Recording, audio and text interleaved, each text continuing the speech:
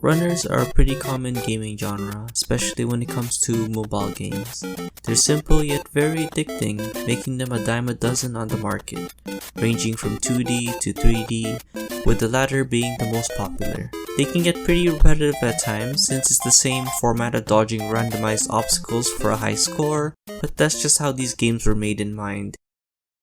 However, there was one game in particular that tried to be different, a game called Vector.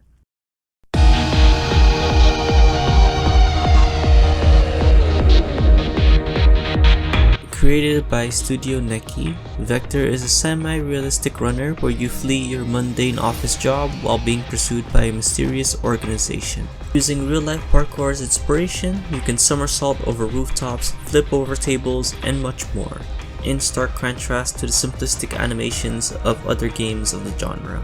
As for the art style, the darkened silhouettes over the colored background blend together well to help sell the mystery of its world. Everything looks so clean and familiar, yet something feels off. What was this place? Who are the ones chasing you? What was the story of Vector? Let me explain. If you've never played the game, basically there hasn't been a straight answer as to what happened in the story.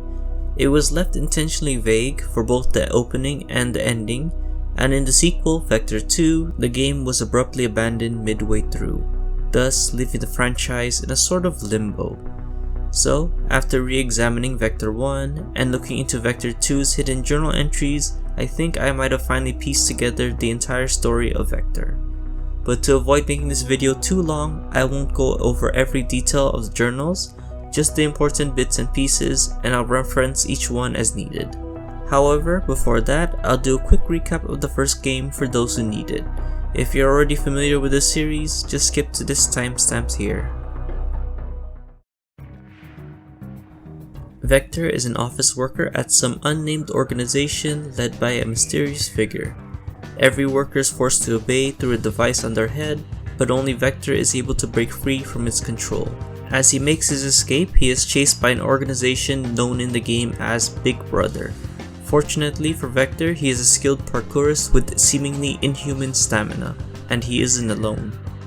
Eventually, after reaching a dead end, the new guy is forced to sacrifice himself in order for Vector to escape, leading the chase into the unfinished building site. From there, more guards have been dispatched, and in order to escape, Vector hitches a ride with another runner on a glider. However, the glider was only designed for one person, causing it to crash into a futuristic park. From here, security has intensified even more, with dozens of guards trying to capture Vector and others like him. Even the buildings themselves are starting to work against him, and with Vector already tired from running for so long, is inevitably captured. But instead of being put back to work, he is taken to a secret lab to be studied alongside the others. So, with all that in mind, let's start from the beginning. Vector takes place in the near distant future of 2168, but the actual story begins all the way back a couple of years prior. The government hires a group of talented scientists to develop weapons for the military inside a special facility built by prison inmates. During this time, the scientists were able to create 3 different inventions: an artificial AI named Sam, a batch of medical nanobots called Swarm, and an unnamed cloning device. However, only one of the 3 were approved. Swarm was considered a failure, and after a fatal accident, it was eventually scrapped. As for the cloning program, it was a significant breakthrough in science. However, it raised an ethical issue among the public, especially with the use of clone labor, making it too controversial to use, thus leaving Sam as the primary candidate. Sam was a learning AI. Its primary purpose was to process large sums of data to evenly redistribute resources, prevent disease, and reduce crime.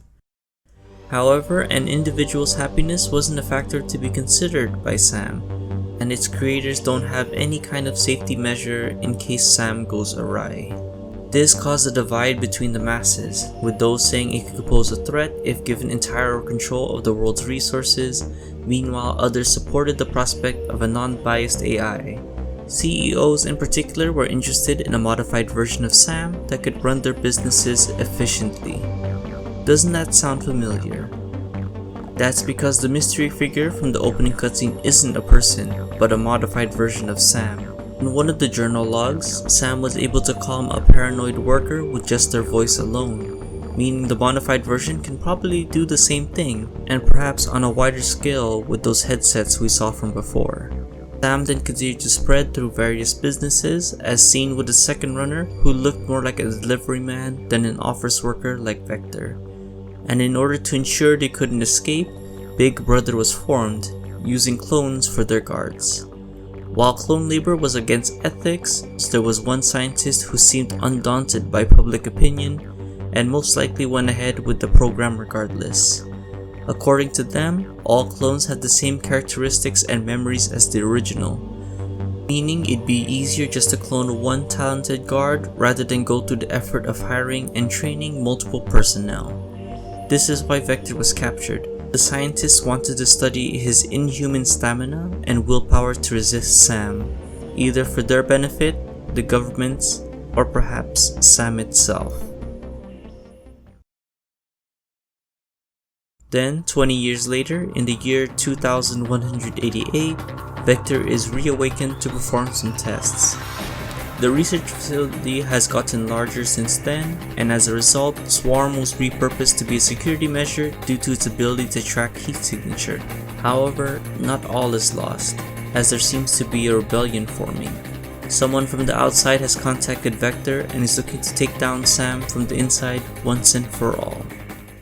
And that's where the story ends. As of now, Vector 2 has been discontinued, and with the news of a remake of the original, it probably won't be getting any new chapters anytime soon. For now, I just hope you enjoyed this short ride into the story of Vector. Vector was always a favorite game of mine to play back then, and I always wanted to know what the full story was, although I could probably be wrong about a few things, or maybe even the whole thing. There could have been something I overlooked in Vector 2, or something I missed completely, and now with that new remake in the works, it's possible the story could be completely different this time around. But either way, I think this is good enough for now. Before I end this video, I would like to thank everybody who stuck by me. If you aren't aware, I was gone for a while due to some unfortunate circumstances, all of which can be explained in this poorly made video. I also have a special video planned for reaching 1000 subscribers, and I have a little sneak peek into what it'll be about. It's a video that veterans of this channel have been waiting for. So thanks for watching, and I'll see you in the next one. Take care.